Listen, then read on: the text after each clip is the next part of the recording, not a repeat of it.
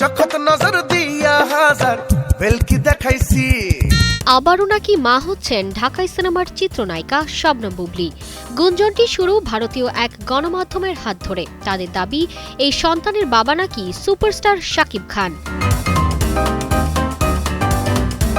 এই গুঞ্জনকে আরও বেগবান করেছে কিছুদিন আগে শাকিব বুবলীর আমেরিকা সফর। নেটিজেনদের ধারণা, আগস্ট মাসে সেই সফরটি ছিল তাদের জন্য ভিন্ন এক অভিজ্ঞতা, যার প্রমাণ মিলেছে দুজনের ছবিতে। সম্প্রতি এই গুঞ্জনের আগুনে ঘি ঢালে একটি নাচের ভিডিও। একমাত্র স্মার্ট সিটি বসুন্ধরা, আধুনিকতায় এক ধাপ এগিয়ে। কেউ কেউ দাবি করছেন বুবলী অন্তঃসত্ত্বা, আবার কেউ বলছেন এটি সিনেমার চরিত্রের অংশ।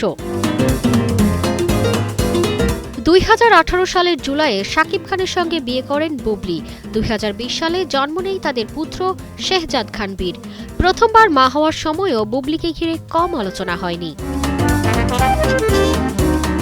সব মিলিয়ে কাজের বাইরে বুবলীর ব্যক্তিগত জীবন বারবার গুজবের কেন্দ্রে এলেও অভিনেত্রীর অবস্থান স্পষ্ট।